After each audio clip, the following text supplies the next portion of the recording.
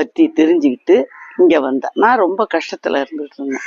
அப்போ அந்த கஷ்டமெல்லாம் அந்த அம்மாட்ட போனால் உங்களுக்கு தீரும், அழாதீங்க, கஷ்டப்படாதீங்கன்னு சொன்னாங்க. அதே மாதிரி அதை கேட்டுக்கிட்டு நான் இங்கே வந்தேன். அப்போ எனக்கு 25 வயசு, கல்யாணம் ஆகலை. எங்கள் அப்பா அம்மா எல்லாரும் என்னை அழைச்சிட்டு வந்திருந்தாங்க. இங்கே வாரக்கட்டளைக்கு நான் ஒரு 22 நாள், 23 நாள், 25 நாள் மொத்தம் நான் இங்கே இருந்திருக்கிறேன். இருந்துட்டு போன பிறகுதான் எனக்கு கல்யாணமே ஆச்சு. கல்யாணம் ஆகி குடும்பம் நான் 1 மாதம் ஆடுறதுக்கு வந்துட்டுது, வேலையும் கிடைச்சிது, கல்யாணமும் ஆயிட்டுது, குடும்பமும் வீடு வாசல் எல்லாம் கட்டி மாடு கண்ணு எல்லா சௌகரியத்தோடும் என் பொண்ணு இருக்கு.